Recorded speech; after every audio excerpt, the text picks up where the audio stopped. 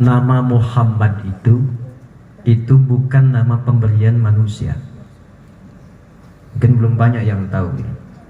Nama Muhammad itu pemberian dari Allah Subhanahu wa ta'ala yang diwariskan turun-menurun pada setiap nabi yang dilantik menjadi nabi dan rasul. Nabi Isa namanya dari Allah, betul. Yahya namanya dari Allah, betul. Tapi diberikan namanya saat lahir. Muhammad tidak.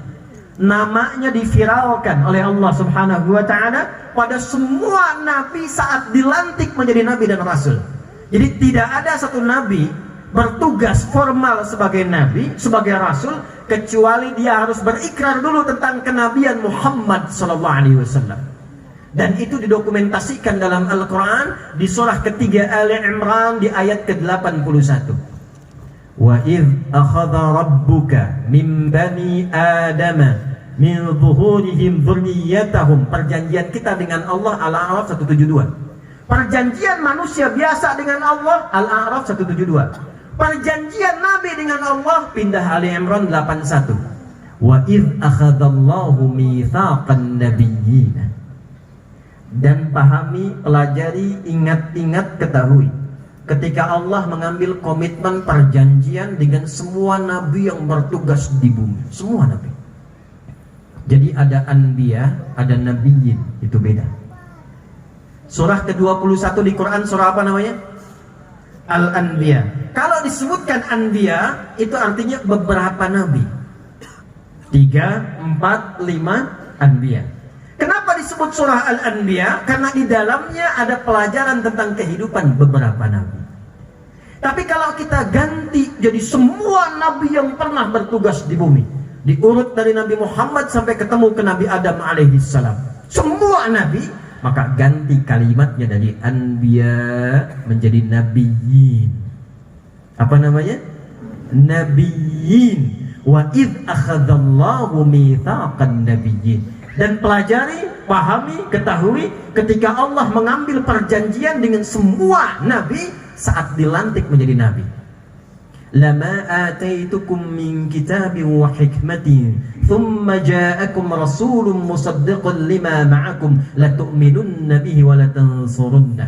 Qala aqrartum wa akhadtum ala dhalikum isri qalu aqrarna qala fashhadu wa ana ma'akum minasy syahidin. Kata Allah, aku lantik engkau jadi nabi sekarang, tapi engkau harus komitmen.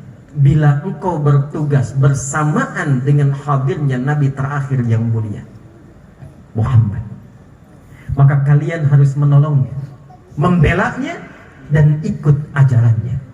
Itu disampaikan oleh Allah sejak nabi pertama bertugas di bumi sampai nabi terakhir dan rasul terakhir Isa alaihissalam.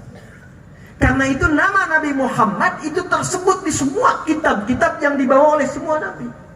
Dalam Taurat ada, di Injil ada. Dari mana taunya?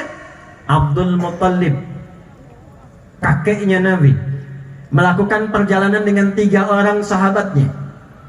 1 Sulaiman, 2 Khailulah bin Hajij, ketiga ada yang bernama Himran. 3 orang ini bersama Abdul Muttalib melakukan perjalanan ke Syam. Datang ke Syam, bertemulah dengan seorang pendeta Kristen, rahib pada masa itu. Maka ditanya, kalian dari mana? Kata Abdul Muttalib, kami dari Mekah. Tempatnya di sini, posisinya di sini. Kata pendeta ini, perhatikan baik-baik. Akan datang dari tempat kalian seorang nabi terakhir, nabi yang istimewa, namanya Muhammad. Namanya siapa? Muhammad. Jadi di masa-masa lalu namanya sudah ada, namanya Muhammad. Maka 4 orang ini sepakat, kalau nanti mereka punya cucu lahiran, orang pertama yang punya cucu akan diberi nama dengan Muhammad, warisan dari nama yang disampaikan pendeta tadi, yang sanadnya tersambung sampai dengan ke atas. Maka ternyata yang punya anak duluan, putranya Abdul Muttalib, namanya Abdullah, dan lahirlah dari Abdullah itu, dari rahim istrinya Aminah radhiyallahu ta'ala anha, lahir seorang anak, diberi nama siapa? Muhammad.